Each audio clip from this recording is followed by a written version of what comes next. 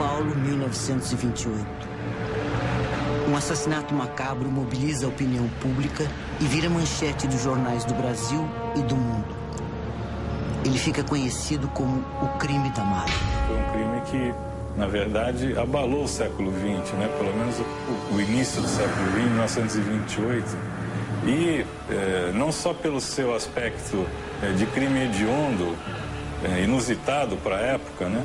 Mas também pelo caráter de ter sido uma produção cinematográfica para a época.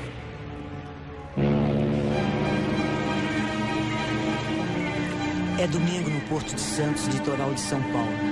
O navio de passageiros Maciliar é carregado.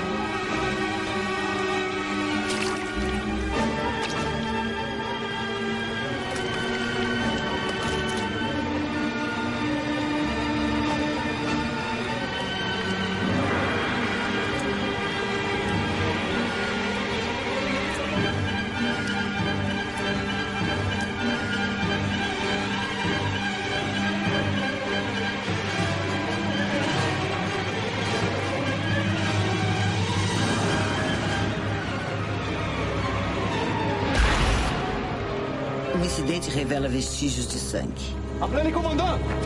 Appelez comandante! A mala é trazida de volta ao cais. Esta é uma fotografia tirada na época. Excusez-moi, monsieur le commandant pour information. Cet homme-ci, c'est le commissaire régional, Armando Ferreira da Rosa. Il doit parler, monsieur. Parfaitement. Comandante, Enchanté, commissaire. é esta a mala? La valise. É celle-ci? Entre os curiosos, um homem se afasta. Não há dúvida, não. As evidências são muito inquietantes, mas precisamos abrir esta mala. Pergunte ao comandante se existe algum funcionário que possa nos ajudar nesse serviço. Aberta a mala, uma constatação.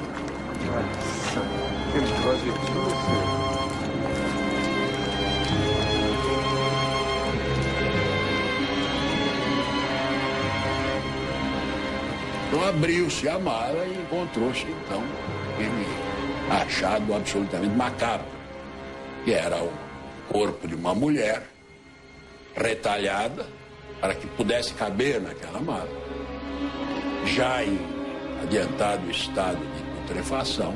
Caso não fosse esse incidente do içamento da mala e da constatação de que a mala exalava um forte mau cheiro, efetivamente seria um crime perfeito. Começa uma das investigações policiais mais sensacionais de todos os tempos. Em menos de 24 horas, a vítima vai ser identificada e o assassino preso.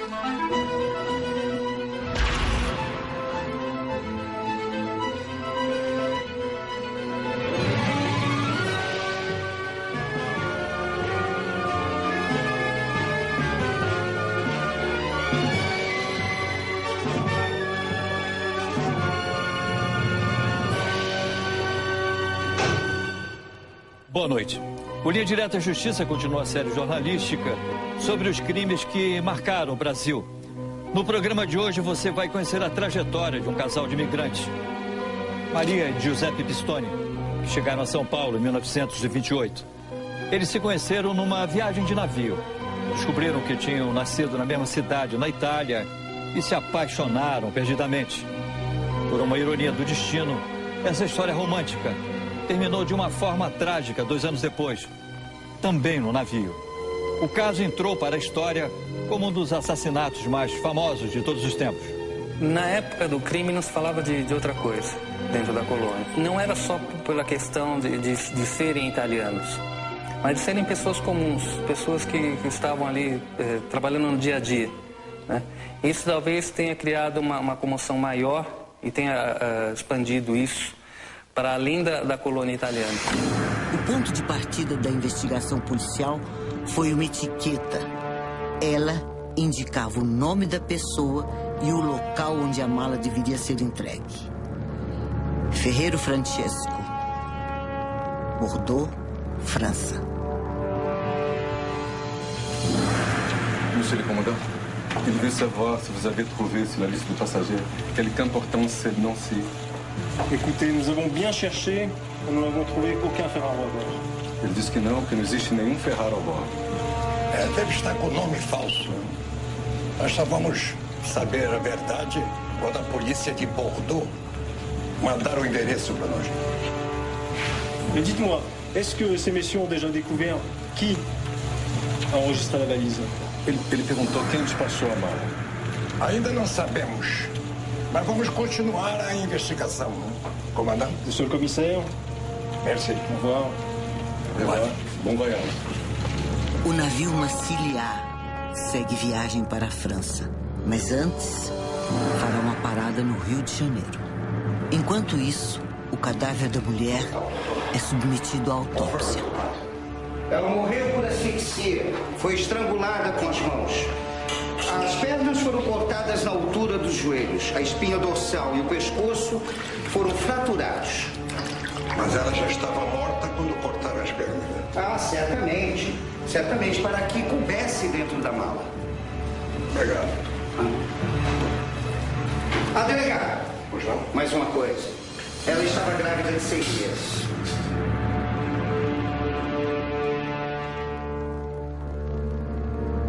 A caminho do Rio de Janeiro, o comandante do navio identificou 3 passageiros romenos que tinham embarcado a mala. A polícia do Rio foi acionada para prender os suspeitos e interrogá-los. Nici doi prieteni avrebbero vina a această afacere. Ele disse que nem ele e nem os 2 amigos tinham culpa nessa história. Ați făcut doar serviciu acestui om. Eles apenas prestaram serviço para homem. Esse homem disse que precisava de se despedir de amigo e pediu para eles que embarcassem a mala. Deu 10.000 reis pela gentileza.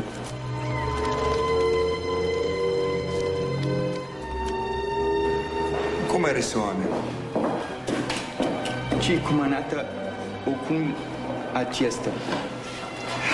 Era un alt, blond, bine îmbrăcat e avea accent italiano. Alto, louro, bem vestido e com sotaque italiano. Os policiais concluíram que os romenos estavam dizendo a verdade. Eles foram liberados para seguir viagem. As informações foram repassadas para o delegado de Santos, Ferreira da Rosa. Ele resolveu reexaminar a mala à procura de pistas que levassem ao assassino.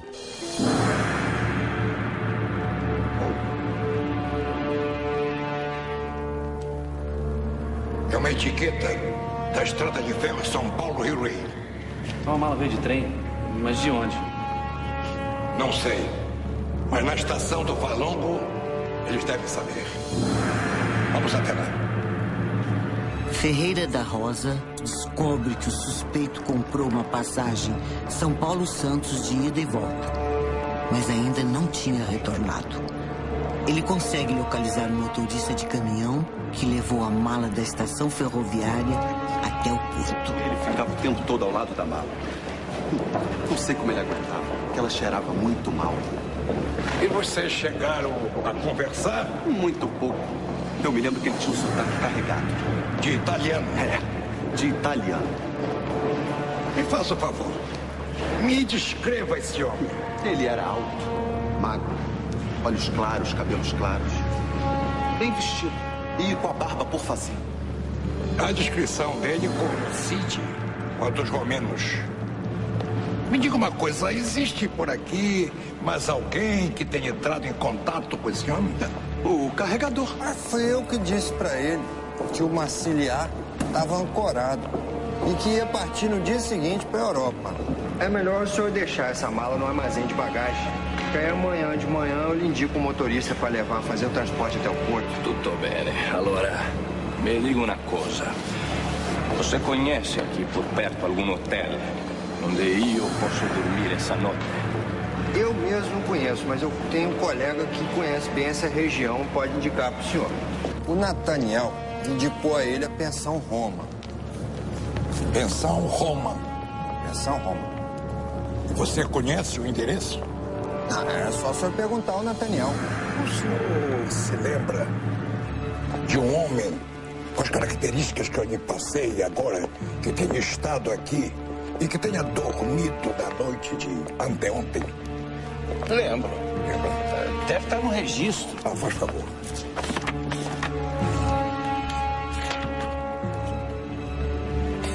Giuseppe Russo.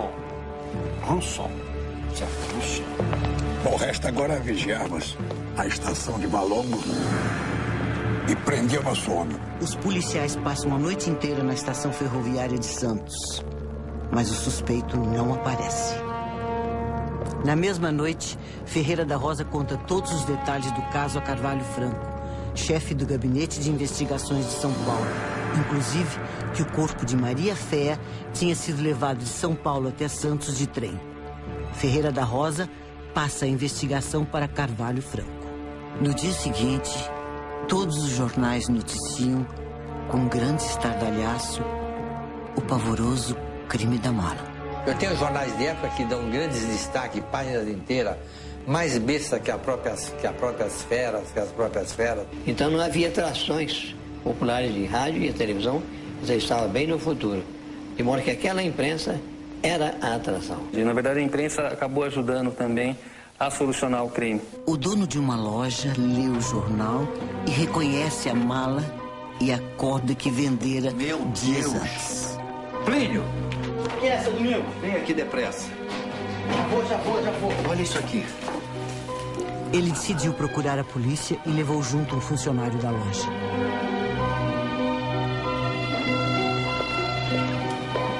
E o senhor tem certeza que a mala e a corda são essas?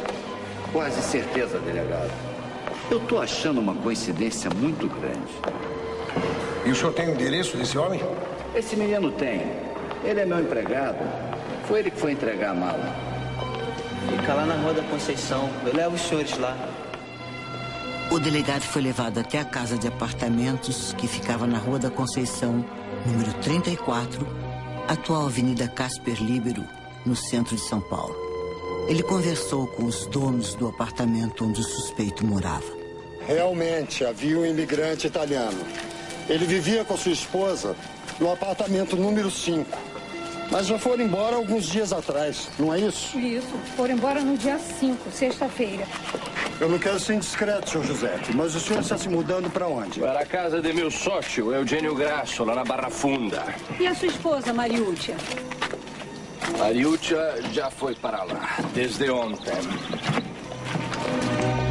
E foi só o que ele disse? Só. Ele embarcou no caminhão e foi-se embora com as malas. Vocês repararam se existia uma mala castanha com riscos negros? Lembra, Ramiro? Não lembro. Também não. E vocês viram a esposa dele? Não. E essa moça, como é mesmo que ela se chama? Maria Féa, mas nós a chamávamos de Mariúcia.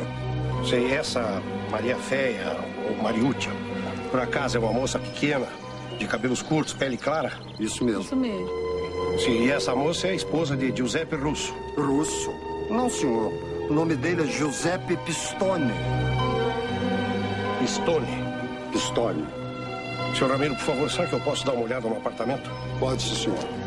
Por favor. Mas algo que me intriga até hoje é o comportamento da síndica, da senhoria que alugava o quarto para o casal Pistone e do marido dela.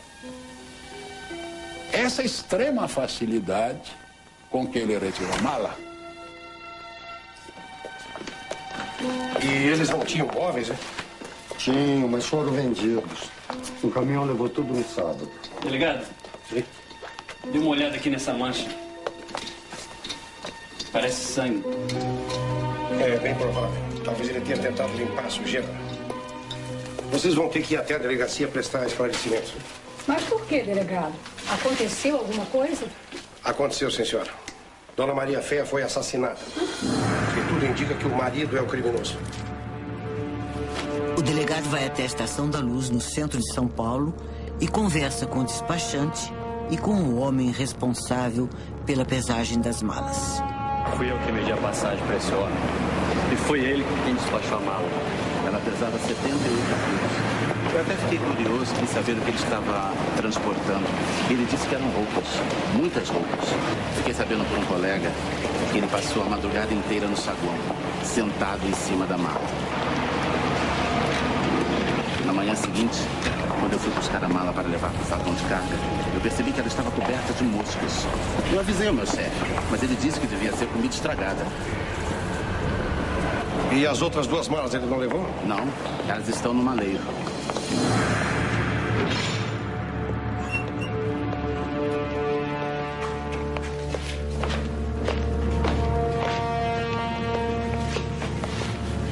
As malas são essas. As malas de Giuseppe Pistone são apreendidas. Com todos os detalhes, coincidia a descrição daquele que seria o autor, que posteriormente foi identificado como sendo o Giuseppe Pistone. Menos de 24 horas depois do corpo ter sido descoberto no Porto de Santos, a polícia já tinha identificado um suspeito, Giuseppe Pistone. Só faltava prendê-lo. O delegado Carvalho Franco conseguiu com os donos do apartamento o endereço de um amigo de Pistone, chamado Perrotti. A mulher de Perrotti levou os policiais até um local onde Pistone poderia estar. A Pensão Graço, Avenida Ipiranga, número 34, no centro de São Paulo.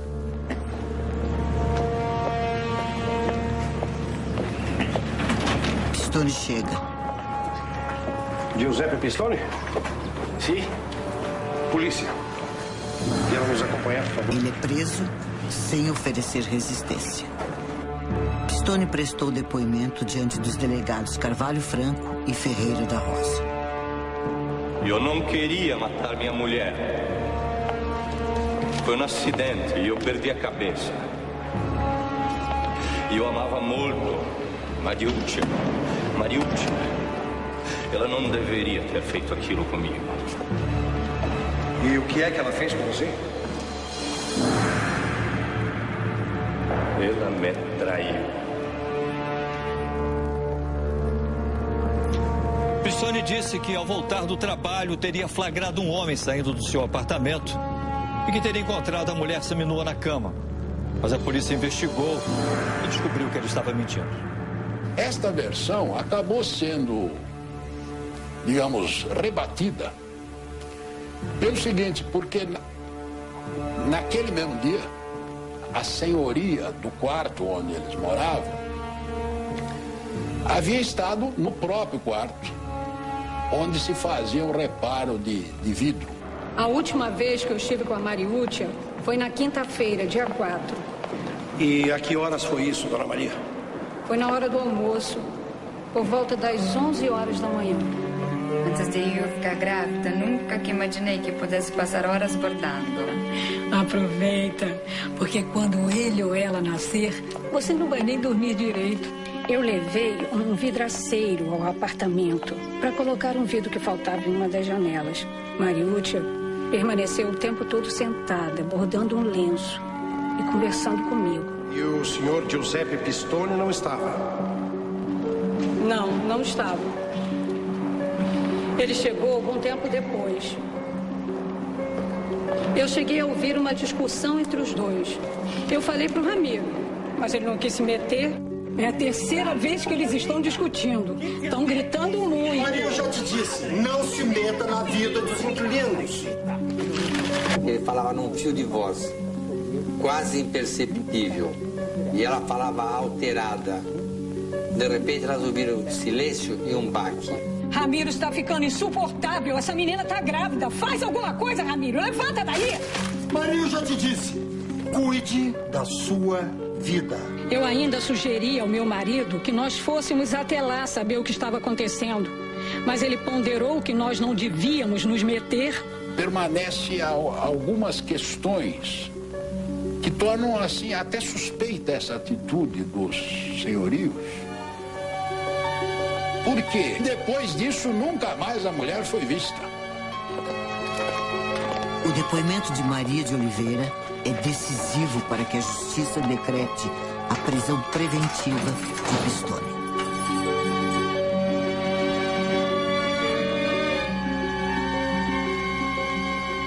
Na solidão da cela, Pistone relembra sua história de amor.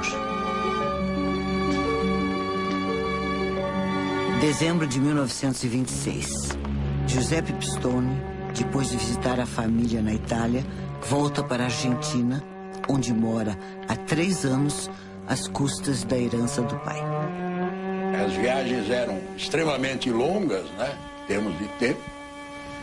Então ele conheceu uma jovem que o atraiu bastante, que é muito bonita, e ele se interessou por ela, né? Passaram a ter um romance aí no próprio navio, e ele, inclusive, pagou uma diferença das classes de navio, que ela passasse da 3ª para a 2ª classe.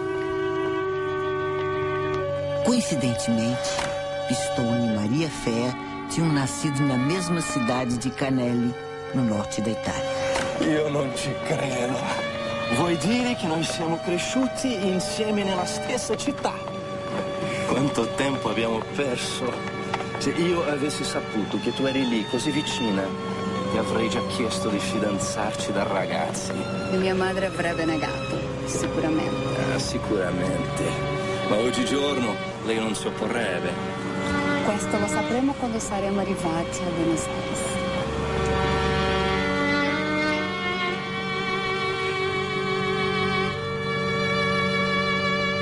Pistone e Maria Fea se despediram no porto de Buenos Aires, na passagem do ano de 1926 para 1927.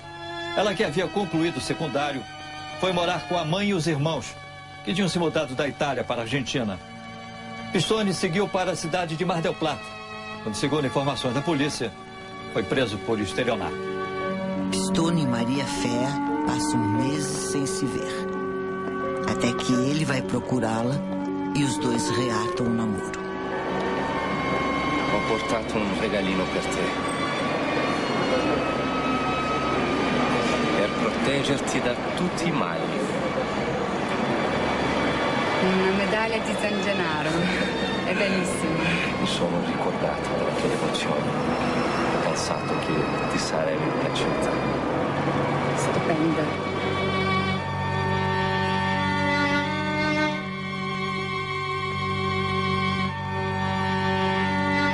Os parentes dela não gostavam dele, principalmente a irmã dela, que fez todas as tentativas para que não fosse consumado o casamento. Contra a vontade da família, Pistone e Maria Fea se casaram em fevereiro de 1928 em Buenos Aires. Logo, viajaram em lua de mel para a Itália no navio Conte Biancamano. Sei così bella. Ah, Giuseppe, sono tanto felice. Anch'io, amore mio. Anch'io.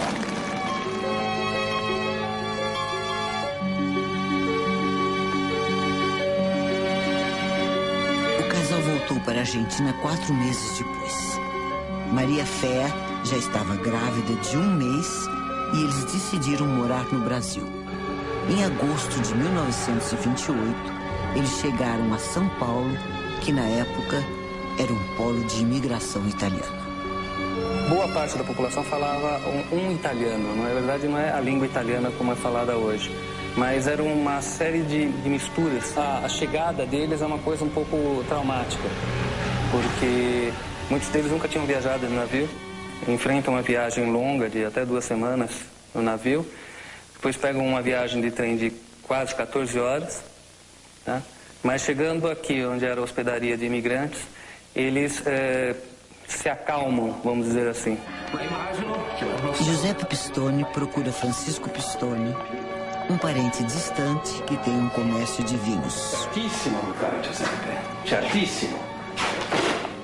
Ma che cosa hai da offrirmi? Per il momento niente, ma fra poco avrò capitale sufficiente per offrirti società.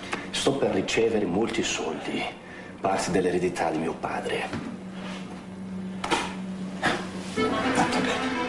Giuseppe Pistone era o que já na época se poderia chamar de um malandro. De um indivíduo que não exercia atividades ilícitas. Pistone não tinha nenhuma herança para receber. O pouco dinheiro que possuía deixou com Francisco, com a desculpa de que seria mais seguro. Segundo a polícia, Pistone queria impressionar o parente, em quem pretendia aplicar um golpe. Sem desconfiar de nada, Francisco ainda lhe ofereceu um emprego.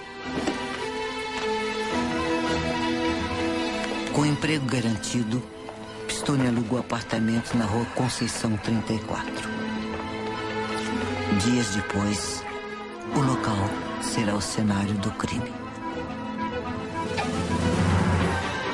No próximo bloco, veja como Pistone planejou e executou a morte da mulher de forma cruel.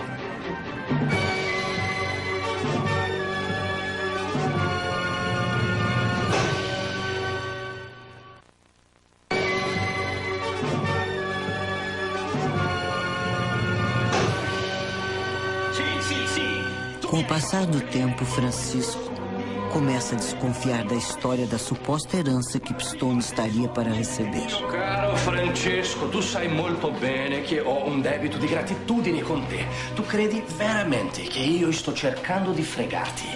Non si tratta di questo, Giuseppe. Ma gli affari sono affari. Quello che ti posso anticipare è che mia madre mi ha inviato un telegramma avvisandomi che ha già spedito i soldi. Molto bene. Molto bene. Digli del telegramma, Mariuccia. Lei ha visto questo telegramma? L'ha visto o non l'ha visto? Sì, sì. L'ho visto. Allora, me lo farebbe vedere? Purtroppo no. Credo di non aver fatto attenzione. L'ho buttato via. Molto bene. Questo è sufficiente per me. Buona giornata.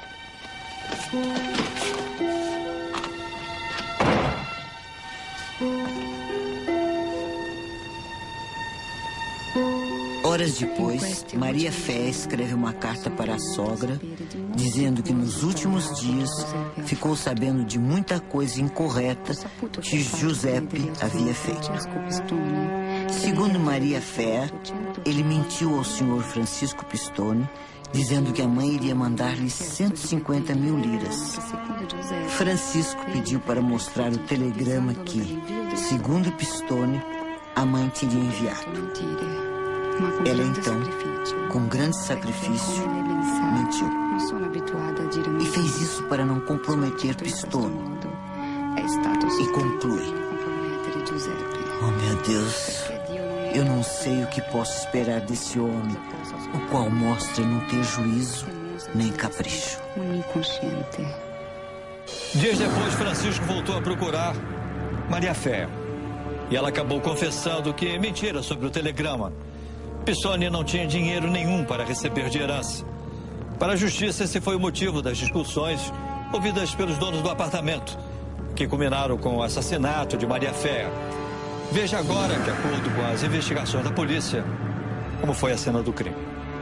Non immischiarti nella mia vita! Chi ti ha detto di scrivere a mia madre? Le deve sapere, non è vita! Stai zitta e non intrometterti nei miei affari. Smettila di dire sciocchezze. Beh, avrei pensato che tu fossi capace di questo, cretino! Non dirò mai più così, è per colpa tua!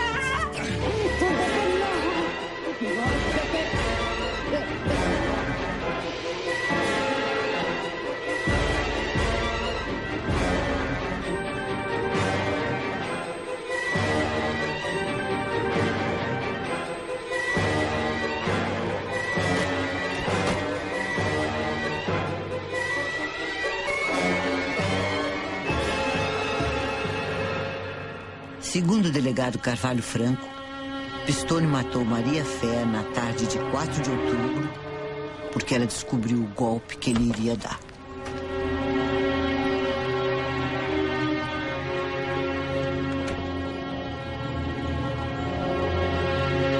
Três anos depois do crime, Giuseppe Pistone foi julgado. o delegado Carvalho Franco, responsável pelo caso, depois diante do juiz e contou passo a passo como foi realizado todo o processo de investigação. O delegado revelou um dado impressionante. O assassino passou 3 dias com o corpo da mulher no apartamento antes de tentar despachá-la no navio. Na tarde de 4 de outubro, Giuseppe Pistone matou Maria Féia porque ela descobriu o golpe que lhe iria dar. Demonstrando uma espécie de aridez emocional, o criminoso vai trabalhar normalmente e volta para dormir com a mulher morta dentro do apartamento.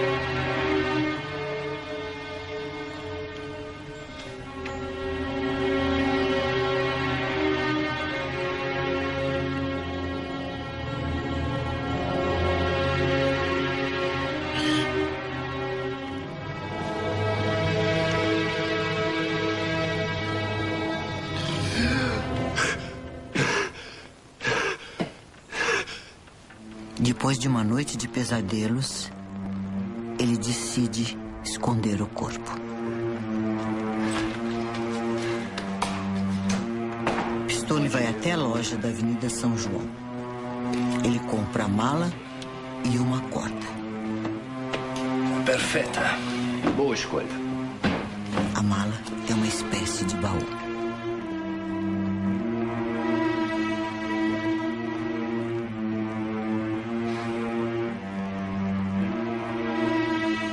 Pistone enche a mala com as roupas da mulher e tenta encaixar o corpo, mas não consegue. Ele então resolve cortar as pernas com uma navalha. Muita gente pensa que ele cortou o corpo inteiro, picou o corpo, mas não, isso não aconteceu. Ele seccionou as pernas para poder caber dentro da mala.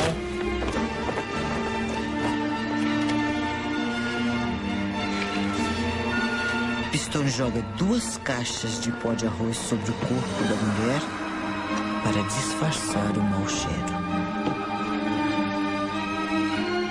Na noite de sexta-feira, ele abandonou o prédio onde morava e se dirigiu à Estação da Luz, onde comprou uma passagem para Santos. E passou a noite inteira sentado sobre a mala com o corpo da mulher. Está muito bem vestido, bem alinhado. Isso também despertou a atenção de todo mundo. Depois ele pegou o trem rumo a Santos e tentou embarcar a mala num navio francês, através dos 3 passageiros romenos.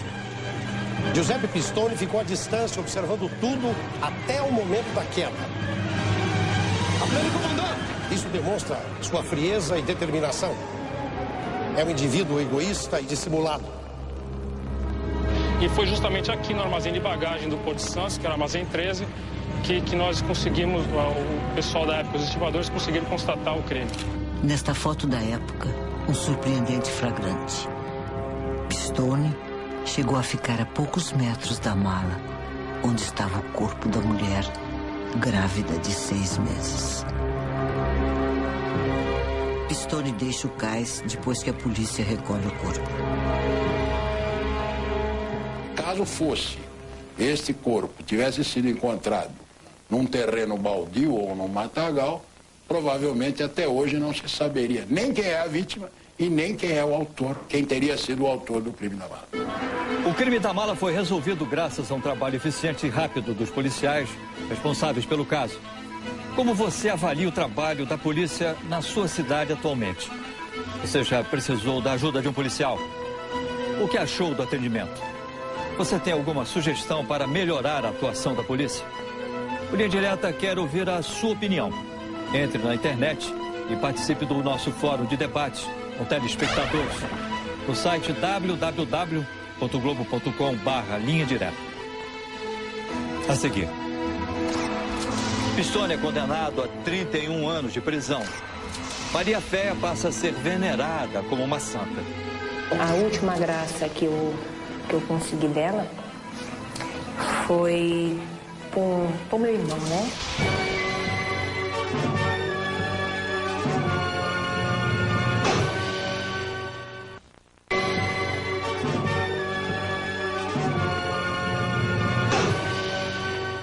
Pistone foi condenado a 31 anos de prisão.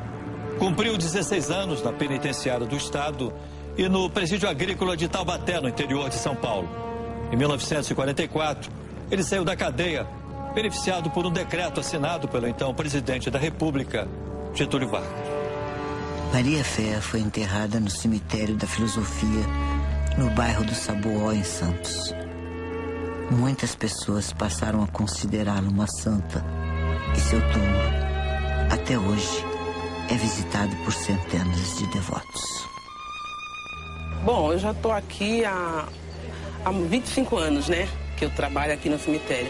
Mas tomando conta aqui da Campa da Maria Féia, foi exatamente 8 anos. Porque antes de mim era minha mãe que velava. Nós, homens, humanos, mortais, precisamos dos deuses que são imortais e que, evidentemente, têm um certo controle, têm um controle sobre as nossas vidas, mas os deuses também precisam de nós, porque sem a nossa adoração e a nossa permanente vigilância e devoção a eles não existiriam. Eu recebi várias graças dela, muitas graças. A última graça que eu consegui dela foi pro meu irmão, né? É uma santa popular, ela não está canonizada, ela está canonizada pela cultura brasileira, ela está canonizada pelos sentimentos brasileiros. Eu vi gente no cemitério, gente rezando. E eu perguntei a uma moça, eu disse, você está rezando? Ela aí olhou para mim e disse assim, eu estou rezando para ela. Foi uma santa, não é para mim, eu não estou pedindo nada.